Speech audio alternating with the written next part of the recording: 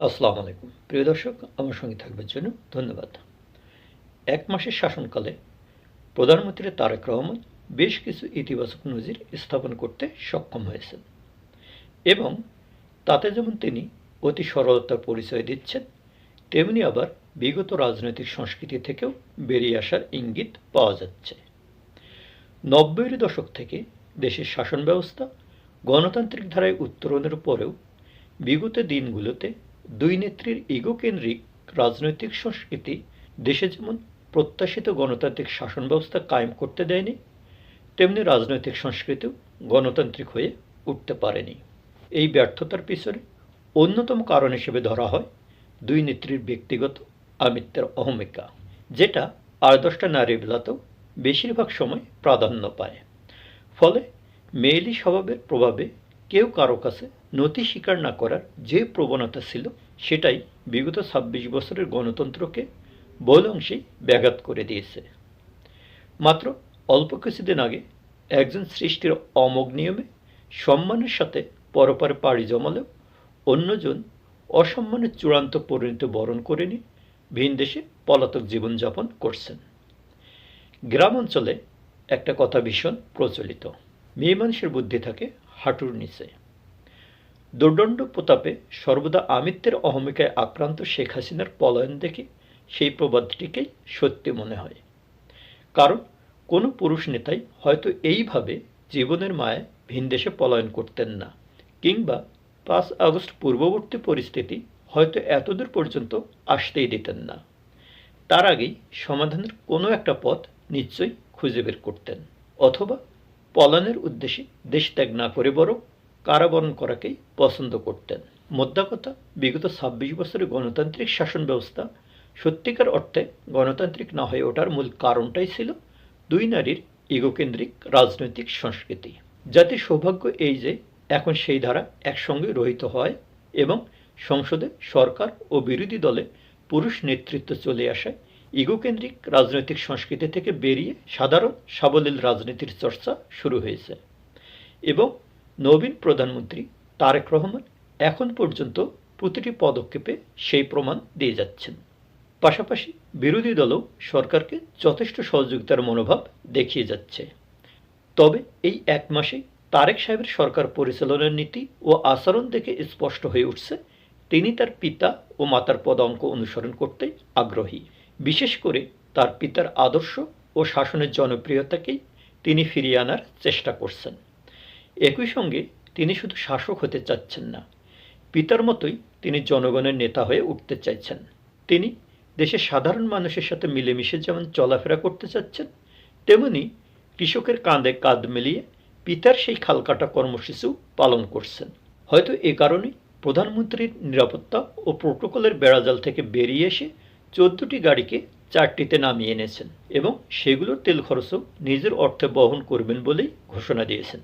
একই সঙ্গে তিনি নিজের চলাচলের জন্য রাস্তায় সাধারণ জনগণের চলাচল বন্ধ রাখতেও রাজি নন, যা তার পিতার শাসন ব্যবস্থার আদর্শকে যেমন তুলে ধরছে, তেমনি নিজের সরলতারও সর্বোচ্চ নিদর্শন হিসাবে গণ্য হচ্ছে।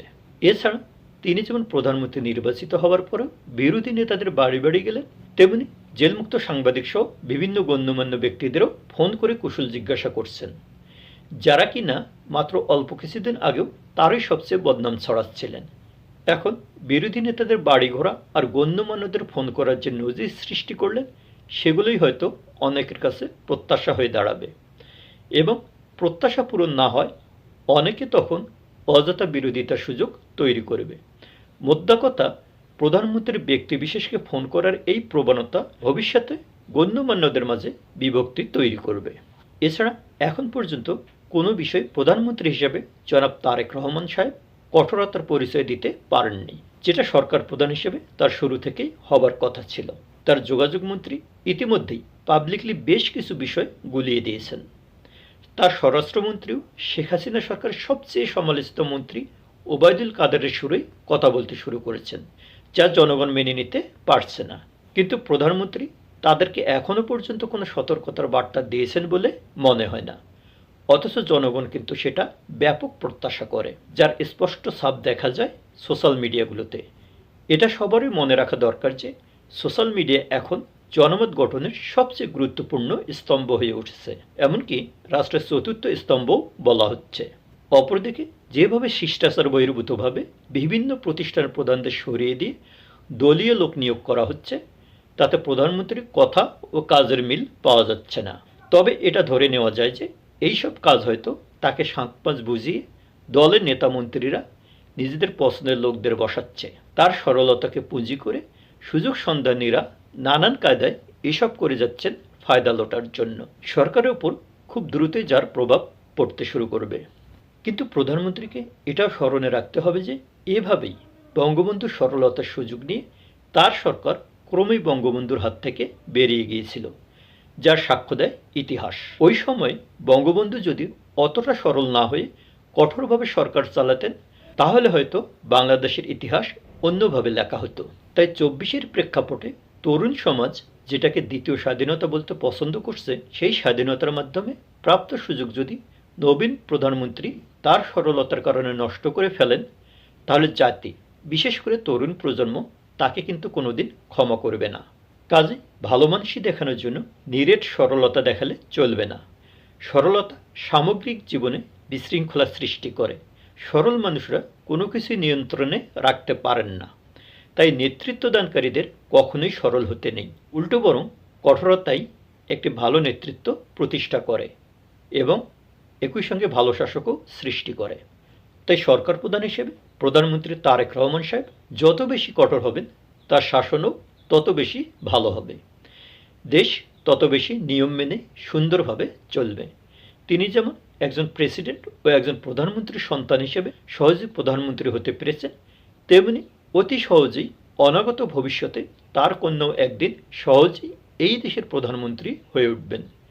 কাজেই তার উত্তরসূরির কথা ভেবে জনাব তারেক রহমান সাহেবের অত্যন্ত কঠোরতার সঙ্গে আরও ভালোভাবে দেশ শাসন করা দরকার। এতেই সবার মঙ্গল। মনে রাখতে হবে, সরলতা নয়, কঠোরতাই একজন ভালো শাসক তৈরি করে। প্রিয় দর্শক, আজ এ পর্যন্তই। ভালো থাকি, ভালো রাখি সবাইকে। ভালো লাগলে চ্যানেলটি সাবস্ক্রাইব করি। ধন্যবাদ।